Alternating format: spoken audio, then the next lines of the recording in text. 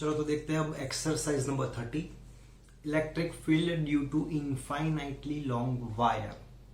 Sir ये हो नहीं गया, एक्चुअली हो गया लेकिन वो गॉस थ्योरम की एप्लीकेशन थी। अब हमें without Gauss theorem and Coulomb's law से देखना है कि इनफाइनाइटली लॉन्ग वायर से कितना इलेक्ट्रिक फील्ड प्रोड्यूस होता है, 2k लैम्बडा बाय आर। बस वही फॉर्मूला हम यहाँ पे डिराइव करेंगे, ठीक है, यूजिंग कूलम्स लॉ। चलो देखते हैं। तो मेरे पास यहाँ पे एक इनफाइनाइटली लॉन्ग वायर है जिसकी डेंसिटी है लैम्बडा, लीनियर चार्ज डेंसिटी, ठीक है।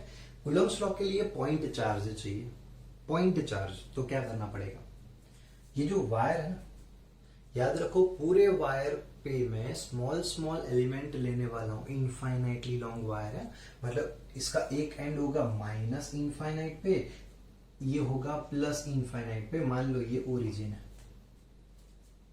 ठीक है। तो मैं यहाँ पे minus infinite two plus infinite small element small element small element small element small element लेने वाला हूं, ठीक है। तो उसमें से एक स्मॉल एलिमेंट आपको मैं दिखा रहा हूं, ये रहा, देखो, ठीक है।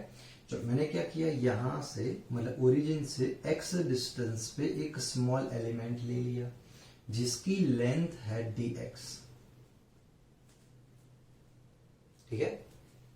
कोई डाउट? अब स्मॉल एलिमेंट है तो चार्ज भी इसका स्मॉल रहेगा, तो इस पे चार्ज कितना आया, मान लो dq जितना चार्ज आया। अरे स्मॉल एलिमेंट पे चार्ज है dq, स्मॉल एलिमेंट की लेंथ मैंने ले ली dx, तो लीनियर चार्ज डेंसिटी की formula lambda is equal to, बोलो, चार्ज अपॉन लेंथ, मतलब dq बाय dx। dq को सब्जेक्ट करो, dq मतलब चार्ज ऑन स्मॉल एलिमेंट। अब ये स्मॉल एलिमेंट इतना स्मॉल है, इतना स्मॉल है, इतना स्मॉल है कि आप इसको एक पॉइंट के फॉर्म में ले सकते हो, ठीक है ना। तो मैंने dq को सब्जेक्ट कर दिया, dx को इस साइड लेकर आओ, मैं बोल सकता हूं लैम्बडा इंटू dx, इतना चार्ज होगा। क्लियर? इतना चार्ज एक स्मॉल एलिमेंट पे, मतलब एक पॉइंट चार्ज हम इसको मान सकते हैं, बराबर। तो पॉइंट चार्ज का यहां से आपको ये पॉइंट पे इलेक्ट्रिक फील्ड फाइंड करना है ना, तो ये स्मॉल एलिमेंट का यहाँ पे इलेक्ट्रिक फील्ड कितना होगा, तो k3/r², सिंपल, बराबर ना। पॉजिटिव चार्ज है तो इसका इलेक्ट्रिक फील्ड होगा इस डायरेक्शन में, मैं बोल रहा हूं dE है ये। अब स्मॉल एलिमेंट तो इलेक्ट्रिक फील्ड भी स्मॉल ही रहेगा, मैंने लिख दिया D, ठीक है। मान लो ये स्मॉल एलिमेंट ने परपेंडिकुलर लाइन, R क्या है, तो परपेंडिकुलर लाइन, वायर से परपेंडिकुलर डिस्टेंस, ये पॉइंट का जहां पे आपको इलेक्ट्रिक फील्ड फाइंड करना है, ठीक है। तो इसके साथ एंगल सबटेंड किया थीटा,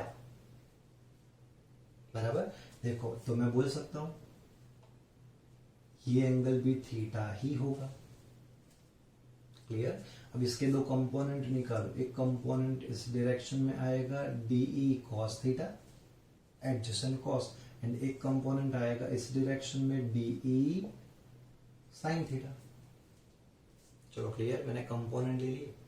मैं क्या कर रहा हूं, बिल्कुल इसके जैसा ही एक और स्मॉल एलिमेंट बिल्कुल ऑपोजिट साइड ले रहा हूं। मान लो मैंने यहां पे ले लिया बिल्कुल वैसा स्मॉल एलिमेंट उतने ही डिस्टेंस पे, ठीक है। तो मैं बोल सकता हूं इसका इलेक्ट्रिक फील्ड होगा इस डायरेक्शन में उतना ही होगा ना, बराबर। इसके भी दो कंपोनेंट आएंगे, DE cos theta, DE sin theta. चलो क्लियर। अब ये देखो, ये क्या है, DE sin थीटा, इसका वायर से पैरेलल कंपोनेंट, एंड ये क्या है, तो इसका वायर से पैरेलल कंपोनेंट। दोनों DE sin थीटा है ना, मतलब दोनों एक दूसरे की इफेक्ट को निग्लेक्ट करेंगे। अगर यहाँ पे एक एलिमेंट ले लूं तो बिल्कुल उसके सामने एक एलिमेंट ऐसा मिलेगा जो एक दूसरे की इफेक्ट को निग्लेक्ट करते हैं। मतलब क्या होगा पता है, वायर से पैरेलल कंपोनेंट इलेक्ट्रिक फील्ड के होंगे ही नहीं। क्लियर? इसका एक कंपोनेंट है DE cos, इसका भी एक कंपोनेंट DE cos, मतलब जितने भी स्मॉल एलिमेंट है ना, हर एक स्मॉल एलिमेंट का electric field DE cos theta ये डायरेक्शन में होगा, हर एक स्मॉल एलिमेंट का। बराबर, पता चला ना? ठीक है, तो सबसे पहले देखते हैं कि स्मॉल एलिमेंट की वजह से कितना इलेक्ट्रिक फील्ड होता है।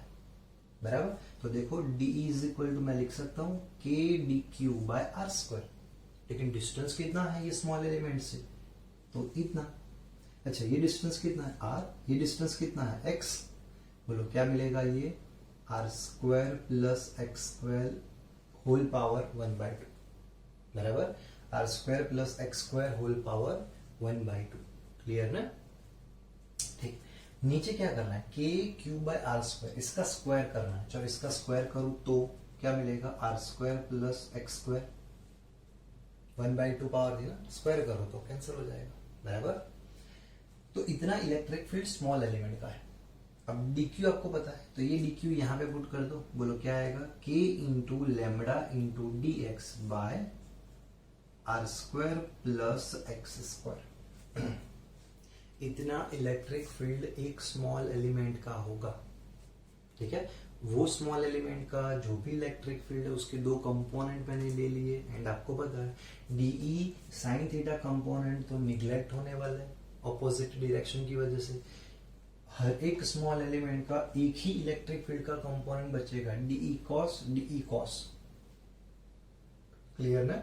तो देखो मैंने यहाँ पे लिखा है resultant electric field due to each small element कितना होगा, तो डी कॉस थीटा। डीई के बदले मैं ये पुट कर रहा हूं, बोलो क्या पुट करना पड़ेगा, k lambda d x by are square plus x square. चलो क्लियर, इनटू कॉस थीटा। मैं कॉस थीटा के बदले यहां पे पुट कर सकता हूं, देखो ये थीटा है, एडजेसेंट हाइपोटेनियस। देखो एडजेसेंट साइड कौन सी है, तो आर, हाइपोटेनियस कौन सा है, तो मैं बोल सकता हूं r square plus x square whole power 1/2। Clear, यहां पे पावर 1, यहां पे पावर 1/2, बोलो क्या आएगा, r square plus x square 1, r square plus x square is to 1/2, 1 plus 1/2 3/2।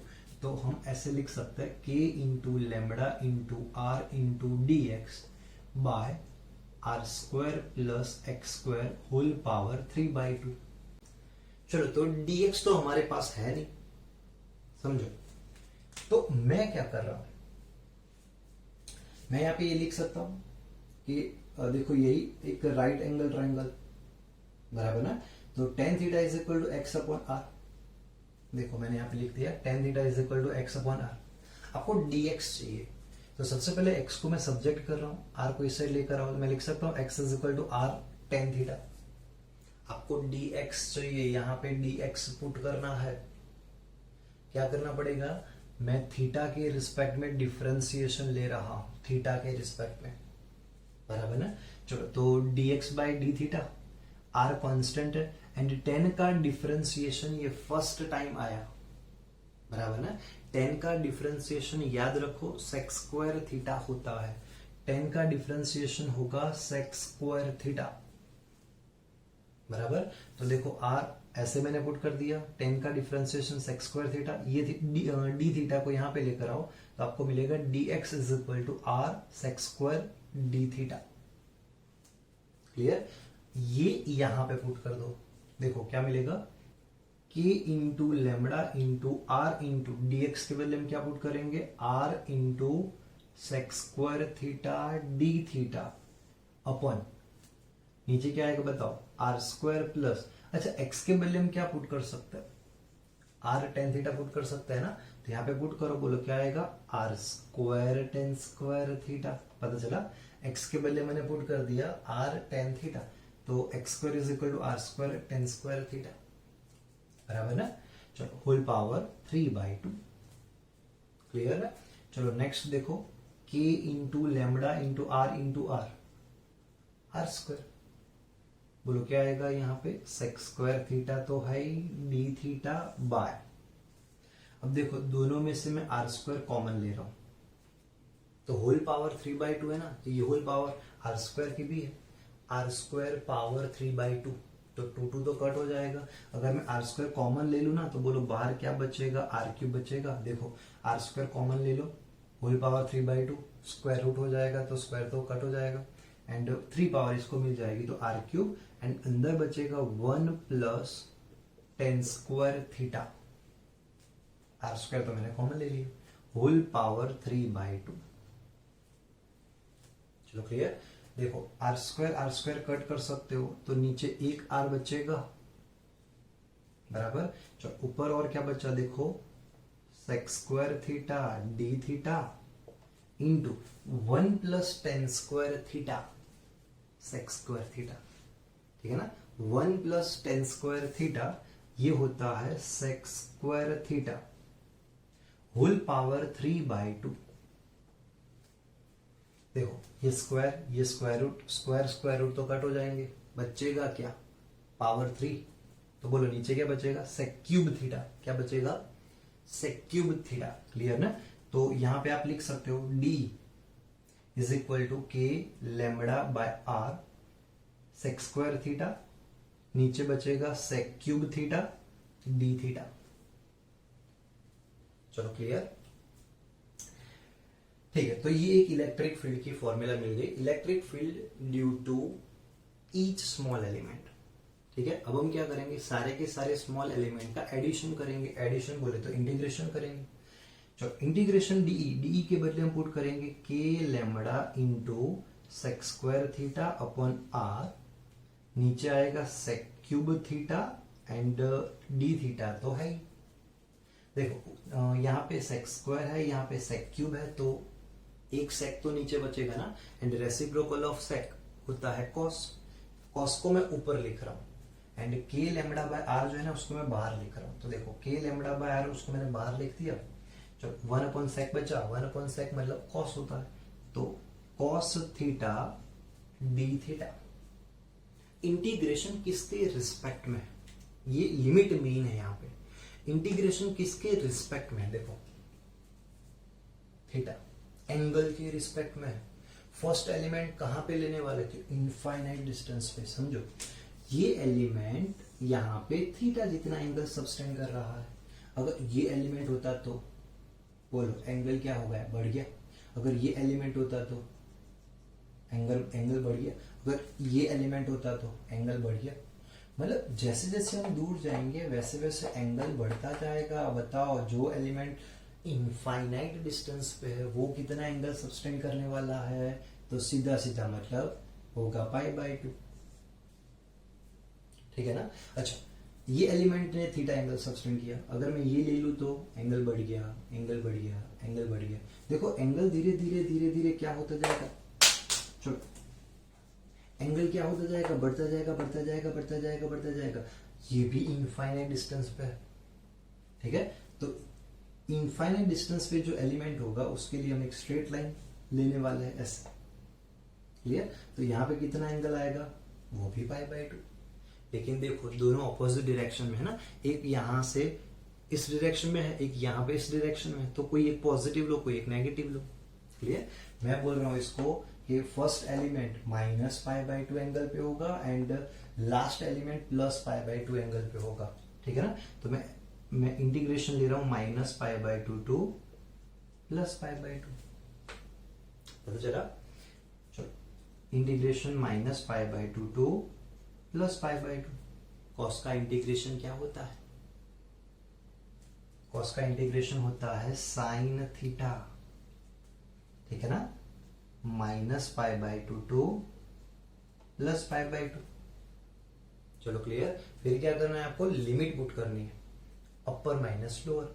चलो k lambda by r, upper limit यहाँ पे पुट करो थीटा के बदले, तो यहाँ पे मैं पुट कर सकता हूँ π/2 upper limit minus lower limit, फिर थीटा के बदले आपको पुट करना है -π/2। तो देखो यहाँ पे मैंने पुट कर दिया -π/2, क्लियर। याद रखो sine minus theta minus sine theta होता है, ठीक है ना। देखो यहाँ पे मैं लिख रहा हूं साइन -π/2, आप लिख सकते हो minus sine π/2, sine minus theta is equal to minus sine theta होता है। माइनस थीटा मतलब फोर्थ क्वाड्रेंट में साइन नेगेटिव, तो साइन माइनस थीटा मतलब माइनस साइन थीटा, तो साइन माइनस थीटा तो minus sine theta, minus minus plus हो गया, ठीक है ना। तो यहाँ पे आएगा π/2 sine π/2 1, sine pi by 2 1 1 plus 1 2, तो आपको मिल गया 2 के लैम्डा बाय आर। ठीक है ना, ये कूलम्ब्स लॉ, या फिर हम बोल सकते हैं विदाउट गॉस थ्योरम हमने electric field due to infinitely long wire की फॉर्मूला जो है ना वो डिराइव कर दी। चलो क्लियर।